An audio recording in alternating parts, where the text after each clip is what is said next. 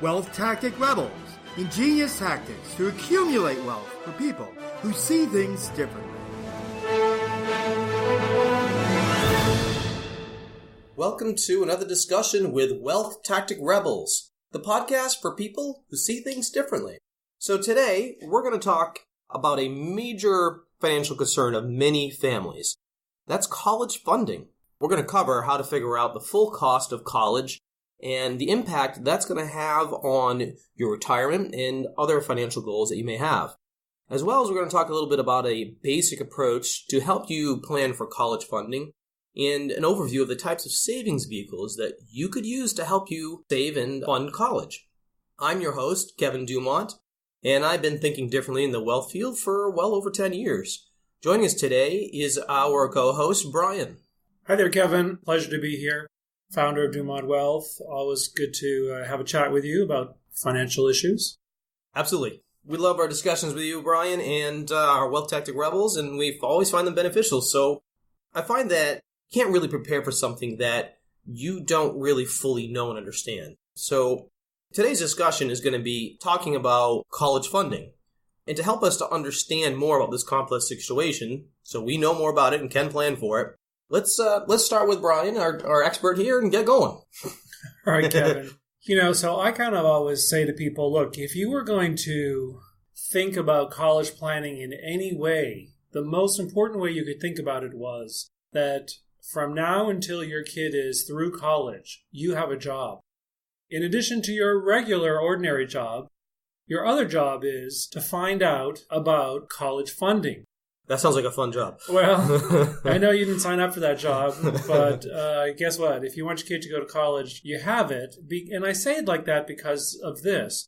Hour for hour that you spend preparing financially, not just saving, but researching and understanding what it is to pay for college and all the options you have to do that, is going to pay a dividend for you. So hour for hour, you could literally calculate how much money you're going to make or save by understanding well how to pay for college. Does that make sense? Makes sense to me, yeah, of course. So right off the bat, there are some things that I think everybody ought to understand, and that is that the cost of college is ever increasing. Right? Unfortunately, yes. Now, I remember when I went to college, it was an awful lot less than it is today, and that tells you how old I am. But you won't say anything. But that is because the rate of inflation applied to college is significantly higher than the average ordinary inflation rate across the economy. In fact, it's approximately double, and in some cases more than double, the average inflation rate. Can you say ow? Right. So the spread on that is generally between 5 and 8% annually. State schools, believe it or not, which most people understand are the less expensive option other than private colleges, actually are increasing at a higher, not lower, a higher inflation rate of about 8%.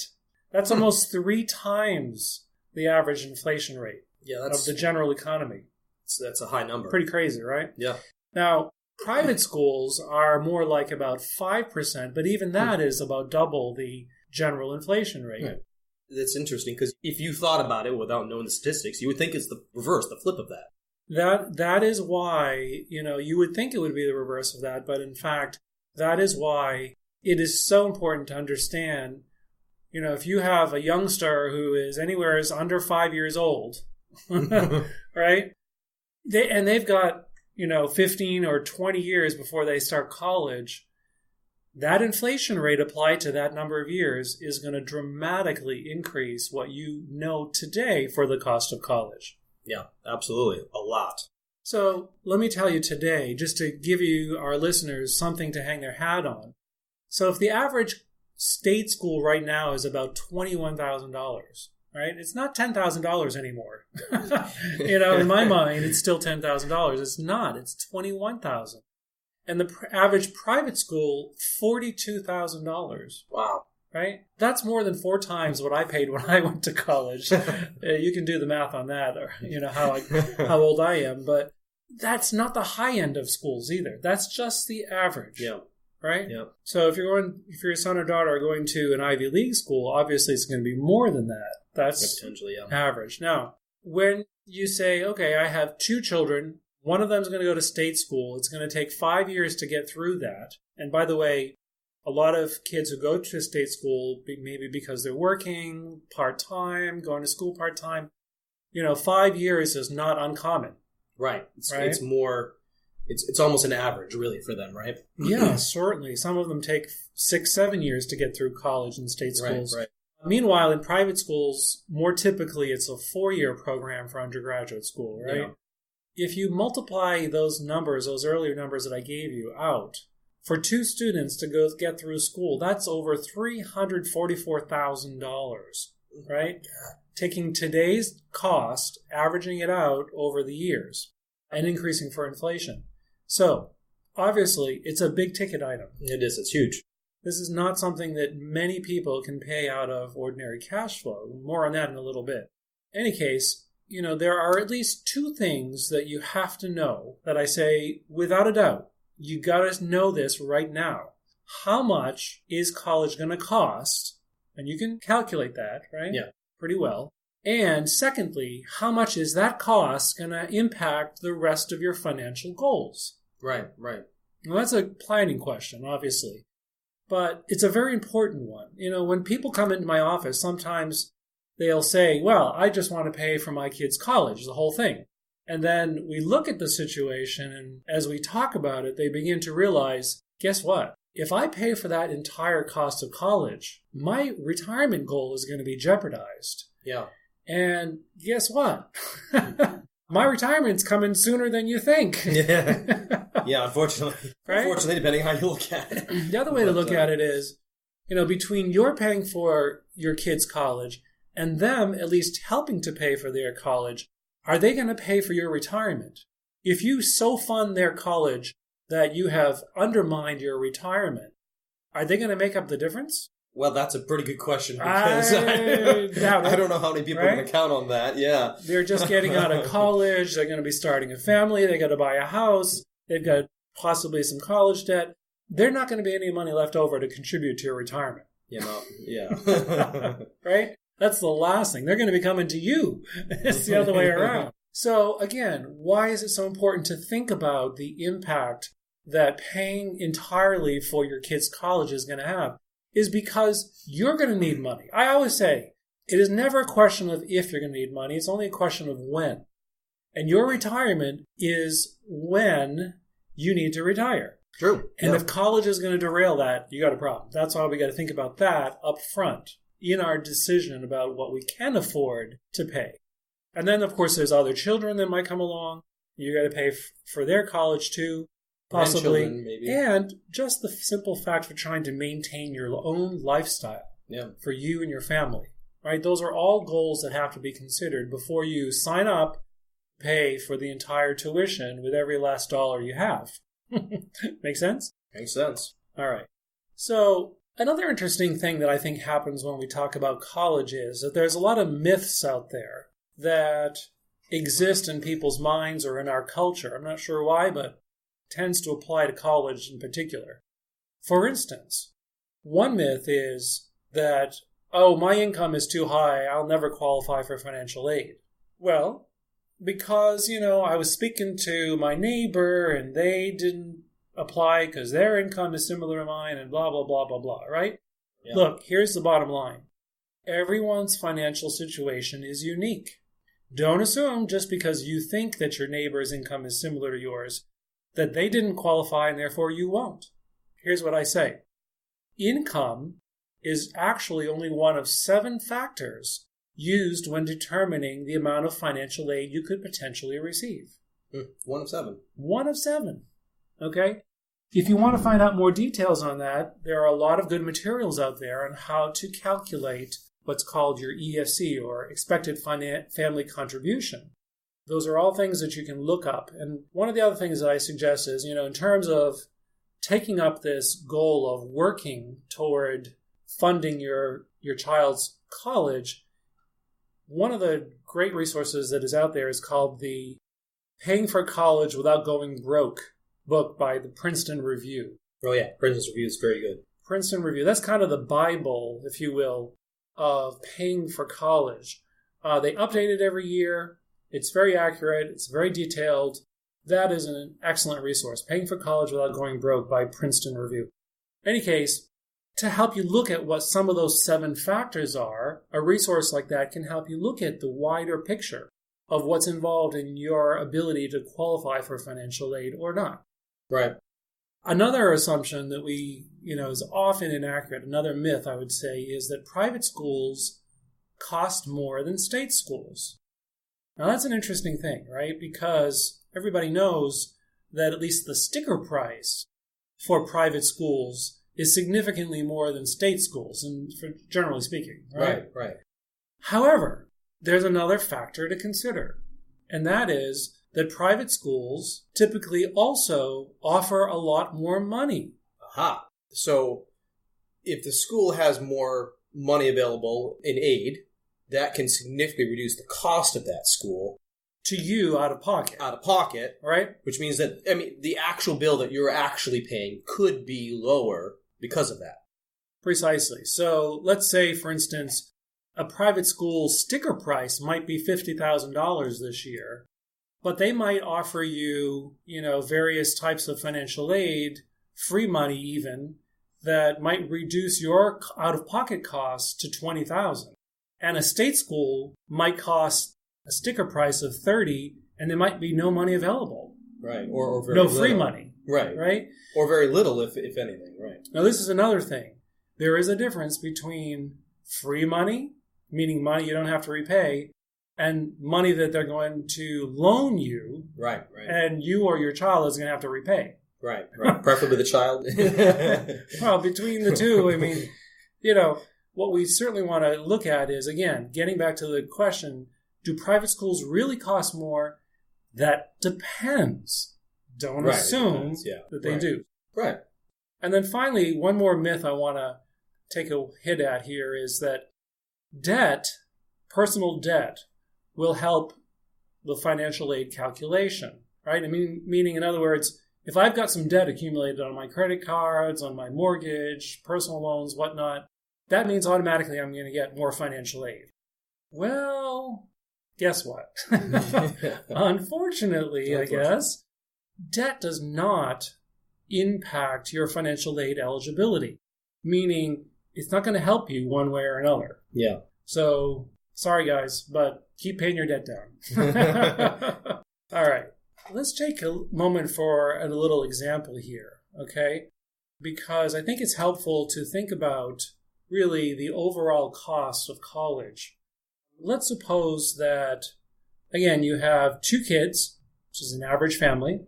Both of them 2.4 kids. Something like that. But we're not going to divide them up. All right, we'll just stay with 2 for our calculation. And one of them is going to take 5 years to get through school. The other one is going to take 4 years to get through school.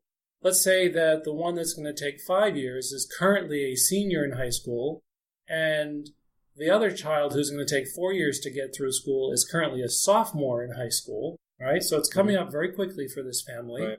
Based on today's cost of college, which we already looked at, right? What would it cost for these 2 children to get through school? $344,000. That's just using average numbers. Okay? Now, if you had gotten to this point, meaning that you've got a senior in high school right now and a sophomore in high school, and you had never thought about how much the total cost was going to be, this is probably a rude awakening for you today. Okay? Maybe you were just ignoring the elephant in the room. But that's not a bad thing, because again, knowledge is always a good thing, right? Now let's continue with our example. So the family that we just talked about that has 2 kids, a senior and a sophomore in high school, and it's going to cost them $344,000 as an average to get them through college. Mm-hmm.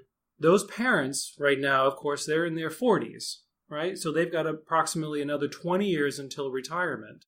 If they pay the entirety of that $344,000 out of pocket, and we calculate the opportunity cost on that amount of money, by the time they get to retirement, do you know how much it will have cost them to pay for college? Should I use my cheat sheet?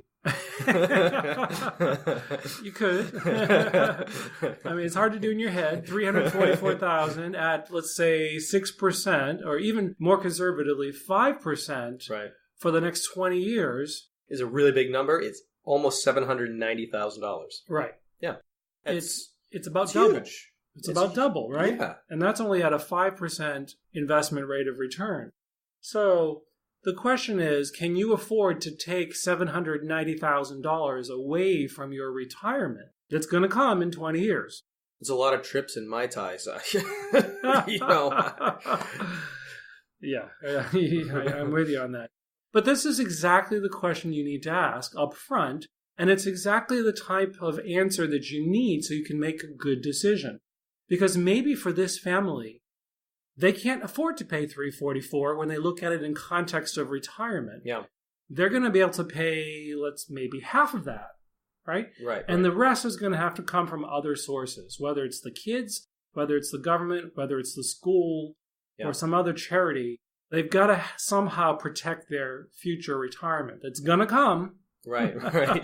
Yeah. No. Right? Yeah, exactly. One way or another. Question is, will they be ready for it? So let's think for a moment now and talk about how you can pay for college with savings, for instance. That's one way to pay for college. You can also look for opportunities to borrow money, that is from the federal government or from private loans. I suppose you could, if you're not working already as much as you can, you could get another job, right? Well, yeah. For most of us, that's not possible, but for some people, maybe.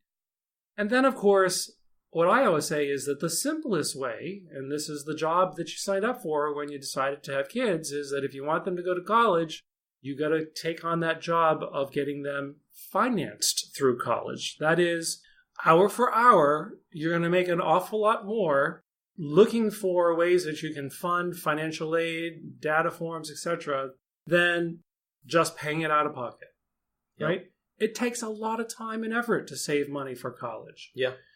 Literally, possibly a lot more than if you just spend a few hours doing your homework. Yeah. I mean, it's looking at these numbers we're looking at, it's almost like saving retirement with a lot less time. Can be not tens of thousands, can even be hundreds of thousands for some families, right? Right. Let's move on now to talk about, for a moment, kind of a game plan or a very simplified, what I call ABCs of college planning. Actually, ABCD in our case. So, what does A stand for? A stands for, in all cases, apply for financial aid. Right. Makes sense. Right. First things first. I mean, in other words, don't assume, just because we've already talked about this, right? Don't assume that you're not going to qualify. Find out exactly for sure. Money can come from strange places sometimes when it comes to college. Right, because when you apply, maybe financially you don't qualify for any money, but maybe there's other monies. Here's what we know for sure. If you don't apply, the answer is no. It's zero. Yeah. 0% chance. If you do, at least you got some chance of getting some money from somewhere other than your own pocketbook. And that's a good thing. So that's A. Next is B. B stands for become cash flow efficient.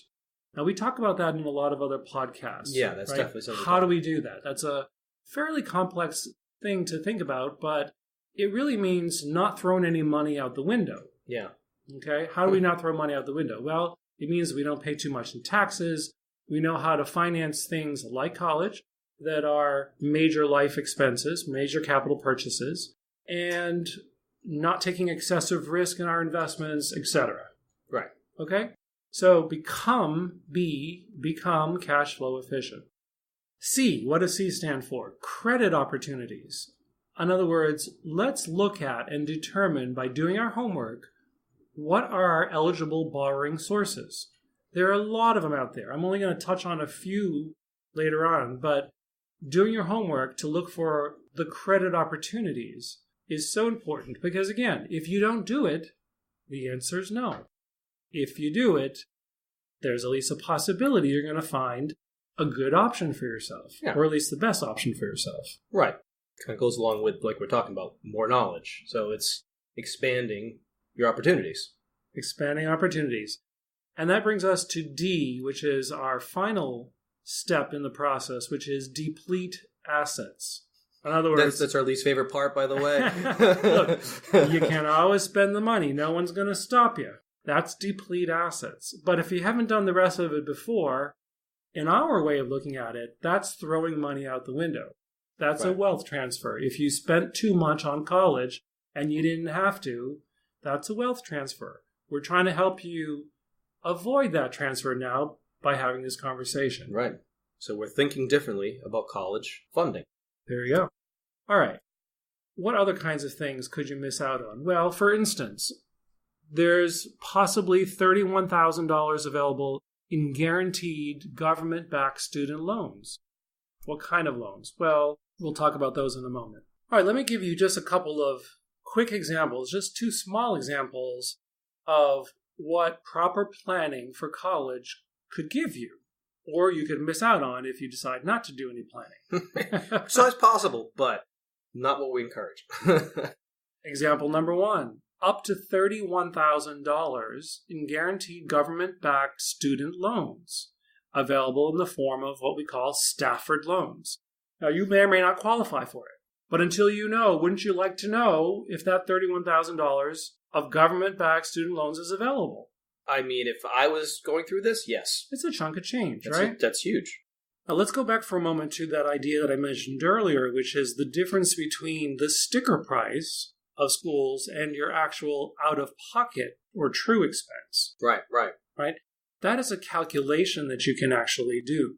There are calculators out there that can help you do that. There's the Princeton Review that we talked about. Find out what the cost of college is that your student might be interested in, and ultimately what the true out-of-pocket expense could be, because they could be wildly different. Right. So, to summarize, once you get an accurate projection out of the true cost of out-of-pocket costs of college, then you'll be able to decide what your ability to pay for college is, weighed against your other financial goals, and the impact that college is going to have on those financial goals. That's really how we come about with an accurate approach for college funding. Right. So now that we have some idea of how to think about calculating the cost of college, our Wealth Tactic Rebels come up with some realistic numbers for themselves. The question then is going to become, of course, when I'm trying to put money away for college, what do I do with it? Right. Where do you put it, in other words? Yeah. Right? So let's talk for a moment then about some of the places you might want to save money for college. A lot of our listeners might be familiar with 529 plans. Those are 529 college savings plans, which any family member could contribute to. You, right. your parents, aunts, uncles can start a 529 plan. Now, without talking about, you could use this company or that company for 529s. What I like to do when you're considering where to place money for saving for college is to think of it in terms of the benefits that particular type of, let's call it parking place or financial club, so to speak, will give you, right? Right. So when it comes to 529s, there are several things that apply.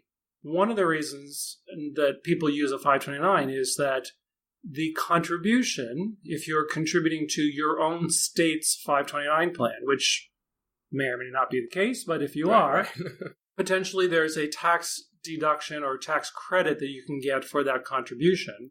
And then if the money is used, and this is always the case, is the rule is that the money has to be used for qualified education expenses. Now you can change the beneficiary. So for instance, if you have two children and the first one ends up not going to college and the second one does, you can change the beneficiary from the first to the second child, and that's all fine. There's no tax implications for doing that. Right. But if neither one of them ends up going to college, now you've got a problem. Now you're going to have to not only pay the taxes that you deferred, but potentially you're going to have to pay penalty taxes on that of 10% as well. Ouch. Right? So, like with many types of tax-qualified plans, 529s are sometimes a double-edged sword. Right, yeah. Right? It comes down again to the knowledge of it, understanding it. Well, it comes down to understanding that for a potential benefit you got to understand that you may or may not end up with that benefit depending on how it turns out for you. Right. And you don't know that 18 years before the kid goes to college. I can see that would be a little tricky. Right? Yeah. I mean, if you've put $250,000 in there by the time your kid has gone to college, because that's what it's going to require for them to get through school, and something happens and that money isn't used for education, you got a huge tax bill. Yeah. All right? Now, there definitely considerations. Yeah. So those are some of the considerations. Other things like, for instance, competitive rate of return, possibly, depending on what it's invested in. Right. But again, what happens, for instance, what happened to a lot of 529s during the last recession was, 2008, 2009 was, somebody thought they had $200,000 in their college savings plan, and then the next time they turned around, they had $100,000, right? Right. That's a problem. Yeah. Because the kid still needs to go to school the next year. Right. So it's very important that whatever program you're using for investments within the plan, usually mutual funds, are going to become considerably more conservative the closer you get to college. Because you won't have time to recover within that 5 years prior to college. That's the rule of thumb. Yeah. Okay? And some people say to me, well, Brian, if that's the case, I just don't want to put money in there because I don't want to lose it. Yeah. I want to know I'm going to have for college. And if that's you, then you need to look at something else other than a 529. Right? Now, another type of plan is a Coverdell. I'm not going to spend a lot of time on that. Prepaid tuition is another way to go. Again, with certain risks, particularly the risk that if the college is not going to give you a refund if your student doesn't end up going to school, you've got a problem, right? Yeah. Never mind a penalty of 10% taxes. Is the school going to give you the money back if the kid can't qualify? That could be a potential problem, a potential wealth transfer. That could be a big wealth transfer, right? Other types of programs, UTMAs and UGMAs, Unified Transfer to Minors Act, Unified Gift to Minors Act. Very little benefit there, really, other than you can contribute that money. There's really not any particular tax benefits for those. So the money ultimately ends up in the hands of the student if it's not used for college, but not really with any tax benefits. Yeah. Stocks or mutual funds are possible, of course. Again, you're taking the risk on that. That's what we would call the investment tank, not the safe tank, when we're talking about your personal economic model. And so if you're going to use stocks or bonds for funding your college education, you've got to be thinking carefully about choosing those. Yeah. Right? Is a Roth IRA a possibility? Maybe. Right? Is permanent life insurance with cash value a possibility? Maybe. Again, it depends on your situation, on your time horizon. But one of the benefits for sure of, for instance, cash value policies is that there may be guarantees, right? Right. So again, rather than investing in an investment tank for college, you might be able to invest in a safer way in the cash value of some policies. But you've got to have time to do it, right? Sure. You can't be having a sophomore in high school right now and thinking you're going to use permanent insurance. It's not going to work. Right. Okay? So again, when it comes down to it, there are a lot of places you can park your money for college savings. To figure out which one is going to be optimal, talk with a professional. This is not an area that you're going to be able to just look up online and figure it all out, right? There are just too many ins and outs of all these types of possibilities. And everyone's is a unique situation. Every situation is unique. That's where the advisor comes in. Right. Well, Brian, thank you. You know, what we have talked about today is, for many families here, it's a growing concern is, what am I going to do when my child has to go to college? It's going to cost money. That cost is going up. I don't know what I'm going to do. So, you know, we've covered a little bit about how can you figure out the real cost. I think, you know, that's a good place to start, because if you don't know the cost, the true cost of college, how are you going to plan for it? And it's a big bill, so you really have to be careful about that one. Of course, we've also talked about some basics of how to start approaching it. We talked about A, B, C, D, right? And talked about what to do once you've figured out how much you need to pay. Where are some places to look and what to think about those in order to help you with saving through your college funding. Also, we're going to put some screenshots for everything we've discussed today on our show notes page at wealthtacticrebels.com. And while you're there at wealthtacticrebels.com, you can also download our free guide to the 3 key areas that you could be losing money unknowingly and unnecessarily. And Brian, thank you again today for helping us all out. My pleasure, Kevin. Great thinking differently with you. And Wealth Tactic Rebels, thank you for joining us today. Think differently and have a great day.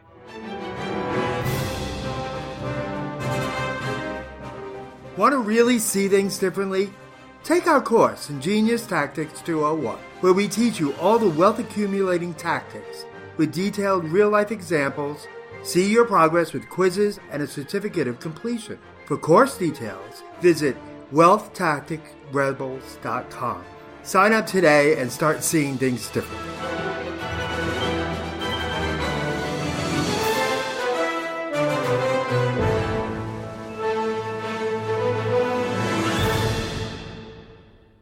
This presentation is intended as informational only.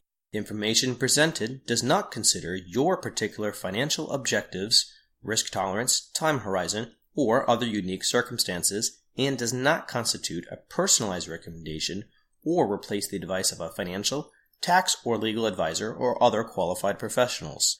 Do your own research and do not use the information of this presentation in place of a customized consultation with a licensed professional. To the best of our ability, we provide content that is accurate as of the date of release. However, we give no assurance or guarantee regarding its accuracy, timeliness, completeness, or applicability. We assume no liability for the information of this and related presentations.